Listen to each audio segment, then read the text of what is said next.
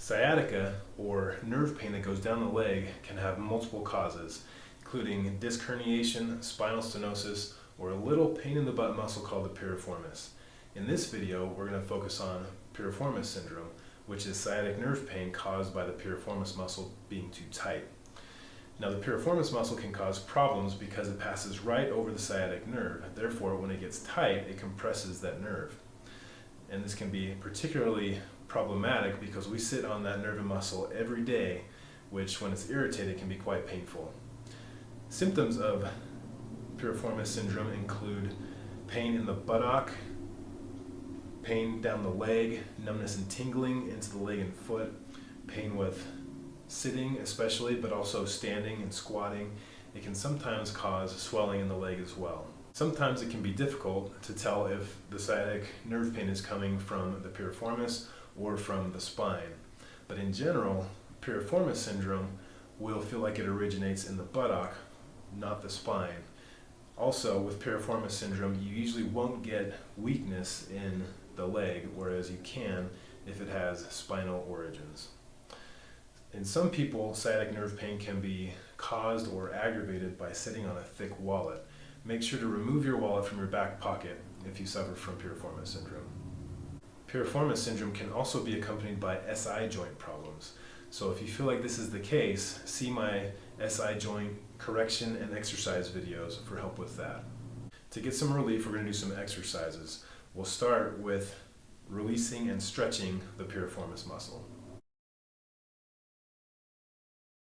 Get on a foam roller in a figure 4 position and lean towards the affected side. Roll slowly 10 to 20 times. Warning, this can be pretty intense. Don't beat yourself up too much. You can ease your pressure by pushing more with your arms and opposite leg. It can also be performed with a tennis or racquetball, but these are likely to be even more intense.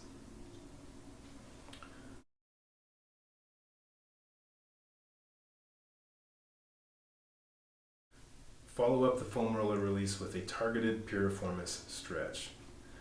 While lying on your back or sitting in a chair, get in a figure 4 position and pull your knee towards your chest.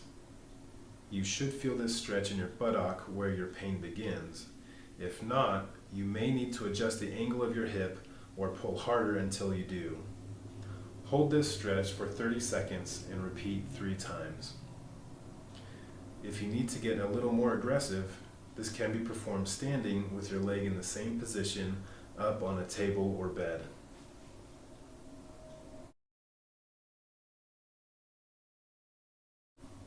Next, while you're on your back, hold your hip at 90 degrees and extend your knee while actively pushing your ankle back until you feel a moderate to strong stretch. If this causes your leg pain, don't push it too hard. Just go up to the point where your symptoms begin or just short of that point. Hold for 5 seconds and repeat 10 to 20 times. This exercise can flare you up if you push it too hard, but if done correctly, it can really reduce your nerve pain. Last, we'll do an exercise that activates the piriformis and gluteal muscles. While lying on your back, perform a single leg bridge. Lift your hips as high as you can off the table without aggravating your pain. Hold for 5 to 10 seconds. Repeat 10 to 20 times. Do these exercises 2 to 3 times a day. If there's any particular exercise that seems to give you more relief, you can do it even more frequently. Try to avoid positions or activities that aggravate your pain the best you can. If you have to sit for prolonged periods during the day, get up every 30 minutes or so and walk for 2 or 3 minutes or do some of your stretches to help break the pain cycle.